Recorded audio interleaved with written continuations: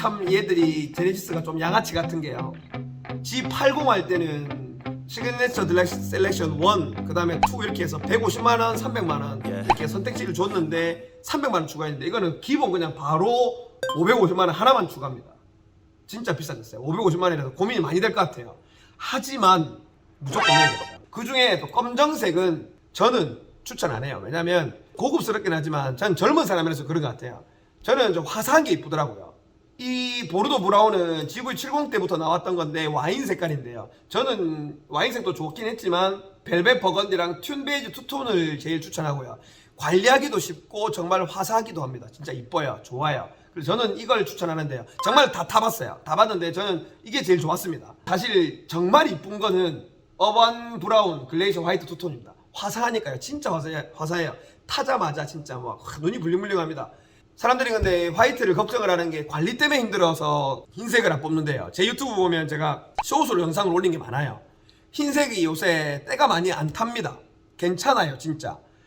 가죽이 때가 안 타는 가죽을 했는지 모르겠지만 때가 잘 안 타고요. 잘 지워져요. 그리고 요새 디테일링 샵 많아요. 세차를 한 달에 한 번씩만 해서 디테일링 세차를 한 7만원, 8만원만 주면요.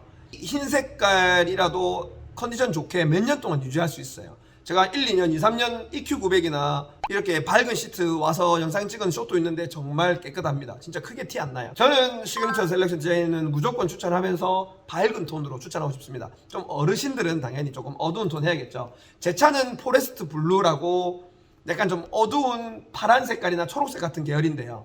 관리하기도 쉽고 좋습니다. 근데 저희 와이프는 택시 같다고 했어요. 뭐 리얼 우드 내장재 중간에 크롬 몰딩 같은 것들이 변하는 건데요. 100만원 추가해서 패턴 내장재 이거는 진짜 할 필요 없다고 생각해요. 하나도 안 이뻐요. 저는 별로라고 생각하고 이 4개 중에 저는 개인적으로 추천하고 싶은 거는 젊은 사람들은 이렇게 좀 밝은 톤이 낫고요. 연세가 좀 있으신 분들은 이렇게 좀 리얼 우드가 좀 좋다고 생각합니다.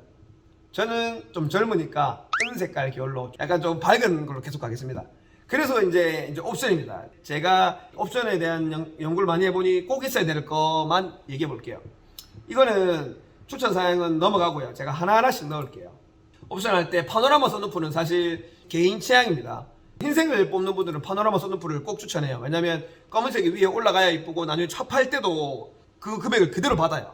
그리고 200만원이 추가지만 200만원보다 없으면 더 안 팔리고 있으면 200만원 더 넣어도 더 팔리니까 200만원 넣는 거 추천드립니다. 흰색은. 근데 막 검은색이나 어두운 색들은 파노라마 선루프가 있어도 잘 안 보이잖아요.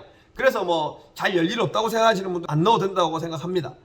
근데 저는 흰색 차를 기준으로 넣었으니까 파노라마 선루프를 넣을게요. 뭐 어르신분들은 파노라마 선루프 사실 열 일이 크게 없으면 안 와도 된다고 생각합니다. 뒷좌석 듀얼 모니터 이거 있는데 쓰시는 분 하나도 못 봤어요. 차라리 뒤에 나와서 그냥 다이로 자작하거나 사제로 갤럭시 탭을 넣는 게 훨씬 나아요. 이거는 무조건 빼셔야 되는 게 맞다고 생각합니다. 듀얼 모니터는 필요 없어요. 하이테크 패키지 이거 무조건 넣으셔야 됩니다. 헤드업 디스플레이가요 정말 많은 정보를 제공합니다. 제네시스 넘어오면서 화면도 크고 중간에 내비게이션부터 해서 정말 많은 정보를 제공하기 때문에 정말 꼭 추천합니다. 헤드업 디스플레이 무조건 있어야 되고요. 진능형 헤드램프도 고속도로나 좀 어두운 길 가면 알아서 상향등도 켜주고 내려주고 하기 때문에 이거 좋아요. 하이테크 패키지 꼭 있어야 된다고 생각합니다. 컨비니언스 패키지 이거 비추천합니다. 릴렉싱 시트 이거 뭐 이런 거 사실 잘 안 써요. 그리고 고스트도 클로징은 애기들 키우면 손가락 낑기면 자동 아직까지 우리나라나 뭐 해외도 마찬가지지만 사람 손이 끼었을 때 자동으로 다시 열리는 게 아니고 그냥 꽉 끼어버려요. 그래서 손가락 절단 사고도 많이 나고 하니까 저는 컨비니언스 패키지는 꼭 넣을 필요도 없다고 생각합니다. 근데 여기서 좀 안타까운 게 이지 클로즈 시스템이라고 있어요. 이지 클로즈 시스템 이걸 못 넣는 게 안타까운데요. 이지 클로즈 시스템이 뭐냐면 이번에 G90으로 넘어오면서 문 제껴서 안 엽니다. 고급스럽게 롤스로이스에서나 나오는 것처럼 버튼으로 누르고 버튼으로 문을 열고 닫고 합니다. 고급지죠. 이지 클로즈 시스템이 아니면 그냥 단순히 열고 내 손으로 밀고 닫을 때도 그냥 버튼만 눌러가지고 또 닫고 조금 불편한 게 있어요. 하지만 뭐 이지 클로즈 시스템만 따로 넣지 않으니까 이거는 그냥 빼는 걸로 하겠습니다. 이지 클로즈 시스템이 이런 기능이 있다는 거 정도만 알고 넘어가실게요. 그 다음에 꼭 넣어야 되는 게 드라이빙 어시스턴트 패키지입니다. 250만원 추가인데요. 서라운드 뷰 모니터부터 해서 후측방 모니터 이건 사실 G90이면 기본으로 들어가야 되는 게 맞는데 이거를 왜 옵션으로 뺐는지도 모르겠어요. 서라운드 뷰 모니터 후측방 모니터는 당연히 넣어야 되고요. 원격 스마트 주차 보조, 주차 충돌 방지 보조 이것도 무조건 있어야 됩니다. 그리고 이게 넣으면 좋은 게요, 보험료 낼 때도 이게 안전상 관련된 거기 때문에 보험료를 조금 깎아줍니다. 그래서 이거 꼭 넣으셔야 됩니다. 이거는 무조건 그냥 고민할 게 없습니다. 넣으시고요. 뒷좌석 컴포트 패키지 이거 사실 넣고 싶어요. 뒷좌석에 통풍 시트하고 전동 시트가 있으면 좋잖아요. 특히 통풍 시트는 있어야 되니까. VIP 좌석 레그레스트 뭐 3종 공조 목베개 스마트폰 충전은 사실 필요 없지만 그래도 뒤에 태울 일 있을 때 G90인데 조금 간지는 나야 안 되겠습니까? G90 타시는 분인데 제가 G80 할 때는 이런 거 다 뺐어요. 가성비로 갈 때는. 하지만 G90 아닙니까? 이런 건 넣읍시다. 있으신 분들이 2까지는 필요 없다고 생각합니다. 그것들은 VIP 롱 휠베이스 하시는 분들이 넣는 게 맞고 패키지 2까지는 안 넣어도 된다고 생각합니다. 그리고 이제 뱅앤 올룹슨 사운드 패키지가 400만 원이나 추가돼요. 엄청나게 비싸게 많이 추가됩니다. 차이가 나는 게 이 대시보드에 이 뱅앤올룹슨이라는 이렇게 막 올라갔다 내려왔다 갔다 하는 것도 있고 좀 간지가 납니다. 사실 400만 원이면. 근데 저는 사실 똥기예요, 똥기. 막 이렇게 막 클래식 듣고 막 차 안에서 막 뭔가 많이 하는 사람은 아니에요. 막 그냥 음악 노래만 잘 나오면 됐지 해서 요거 정도는 좀 뺍니다. 그리고 빌트인 캠 패키지는요, 사실 이게 보조 배터리도 들어가고 블랙박스가 있어서 밖에서 하는 것보다 더 비싸요. 근데 왜 하냐면 G90인데 차 유리에 블랙박스 달려있으면 조금 간지가 안 나잖아요. 그래서 그냥 아예 매립형으로 해서 있는 듯 없는 듯한 이 카메라가 있는 게 좀 좋다고 생각해요. G90이니까. 제 차는 있거든요. 있으니까 블랙박스 안에 대해서 좋아요. 그래서 뭐 불편한 것도 없고 이거는 넣는 거 추천합니다. 그리고 이거는 또 이제 무조건 빼야 돼요. 차량 보호 필름 이거 55만 원인데요. 전체 장담하는데요, 현대 이거 차 공장에서 차량 보호 필름에서 나오는 것보다요, 진짜 실력 있는 곳에서 55만 원 주고 차량 보호 필름 생활 보호 패키지 이거 하면요, 현대에서 해오는 것보다 더 좋은 PPF 필름으로 더 실력 있게끔 하시는 분들이 해줍니다. 저는 무조건 이거는 밖에 나와서 하셔야 된다고 생각합니다. 이거 꼭 빼세요. 여기서 하지 말고 나와서는 꼭 하셔야 됩니다. 하셔야 되는데 안에서 하지 말고 나와서 진짜 영업사원들한테 하시거나 저 신호정비 뭐 협력업체도 있어요. 부산의 분들은 그분들한테 하시는 거 추천드립니다. 차량 보호 필름은 안에서는 하지 마세요. 그리고 플로팅 휠캡 메탈 페달은요, 이 메탈 페달은 페달이 2개 바뀌는 거고요. 플로팅 휠캡은 뭐냐면 롤스로이스에서 하는 건데요, 차가 달릴 때 보면 휠이 돌아가니까 휠캡도 모양이 없어요. 그러니까 안 보이는 거죠. 근데 플로팅 휠캡은 딱 같이 달리고 있을 때 내가 G90을 봤는데, 휠을 봤는데 이 제네시스 마크가 가만히 있는 거죠. 휠은 돌아가는데 휠캡은 가만히 그 모양을 유지하고 있는 거예요. 롤스로이스나 정말 고급차에서 있는 건데 이 옵션이에요. 아 근데 이거 진짜 간지 나는 것 같아.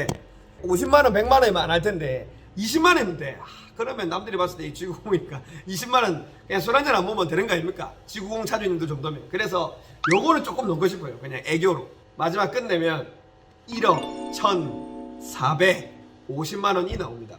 G90인데요. 이거 이제 제가 중간에 벤츠 S 클래스에 대한 얘기를 해드릴 건데요. 벤츠 S 클래스 보면은 금액이 이거보다 S가 더 비싸요. 근데 거의 문제 벤츠 S급만큼 옮겨 맞아요. 진짜 비싼데 그래도 이 정도면은 저는 G90 정말 좋을 거라고 생각하고요. 이 정도 추천드립니다. 가성비로 뽑았는데 1억 1,450입니다. 그래서 이렇게 보고요. 이제는 제가 전문적으로 설명드릴 수 있는 자동차 색상에 대해서 한번 얘기해 보겠습니다.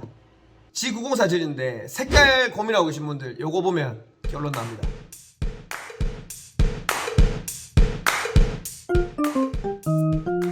홍익배 톡 오늘은 부동산 얘기입니다.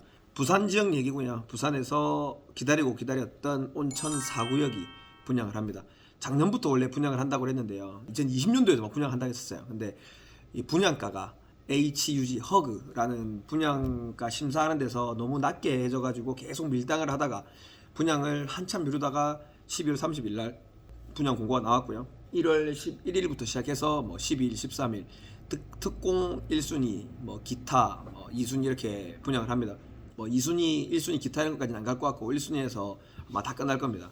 분양가가 84 타입 기준해서 35평 기준해서 보통 한 7억 한 중반대, 뭐 확장하고 뭐 옵션 좀 놓고 하면 거의 8억에 가깝습니다. 뭐 비싸다고 하면 비싸다고 할 수 있겠지만 주위에 비교 사례를 봤을 때 근처에 있는 제일 새 아파트가 이제 동래 레미안 아이파크가 있고 그 바로 밑에 장전 레미안이 있고 그 옆에는 이제 뭐 금정산 SK나 백산 블루밍 이런 아파트가 있는데요. 분양가가 쌉니다. 일단 금정산 SK보다 조금 비싼 수준. 금정산 SK는 10년이 훌쩍 넘은 아파트하고 금액이 비슷하고 단지도 훨씬 큽니다. 그리고 레메안이고요. 보통 비교를 한다고 하면 뭐 동래 레메안 아이파크, 장전 레메안이랑 뭐 비교를 해보자면 할 수 있을 텐데 84 타입 기준에서 뭐 최저 10억대 한 중반 후반에서 한 12억, 13억까지도 나오고 있습니다. 기존 평균 가격이 한 11억대, 12억대 정도 하는 것 같습니다. 근데 지금 부산이 이제 2021년 말부터 조금 대출 영향으로 해서 조정을 좀 받고 있습니다. 그리고 부산은 대구만큼은 아니지만 입주 물량도 23년까지 올해도 많고 내년도 많습니다. 그래서 뭐 조정을 좀 받는다고는 하는데요. 그래도 분양가 이하로 떨어질 일은 절대 없습니다. 장담합니다. 장전 레미안이 뭐 8억대, 7억대까지는 절대 안 갑니다. 아무리 떨어져도요. 그러면 일단 청약 당첨은 무조건 되면 돈이 됩니다. 하지만 이제 2주택 이상인 분들은 안 되고요. 1주택 있으신 분들은 뭐 처분 조건에 가능하고 또 뭐 대출도 적게 나오고 하니까 많이 좀 알아보셔야 될 것 같고요. 59 타입도 있고 뭐 84 타입 있고 그 중간에 조금 작은 평수도 있지만 분양가의 10%는 있어야 됩니다. 그래서 보통 84 타입 신청하려고 하면 7천만 원, 8천만 원 정도는 돈을 있어야 청약을 할 수 있으니까요. 한 8천만 원 정도 준비되신 분들은 꼭 청약하시기 바랍니다. 청약하면 2024년에 입주인데 그쯤 되면은 무조건 뭐 그 이상 올라가지 않겠습니까? 최소 2, 3억. 지금도 피가 걸린다고 하면 전매 제한이지만 피가 2, 3억은 됩니다. 근데 무조건 5.4구역 청약은 하시고요. 청약 걸리고 나서 걱정하십시오. 일단 8천만 원 있으신 분들은 무조건 청약하시길 바랍니다. 아무 걱정할 게 없습니다. 주위에 비교 사례 해보면 정말 쌉니다. 아무리 폭락해도 그 분양가 이하로 안 떨어지니까 청약하시길 바랍니다. 감사합니다. 부동산 토크타임이었습니다. 끝.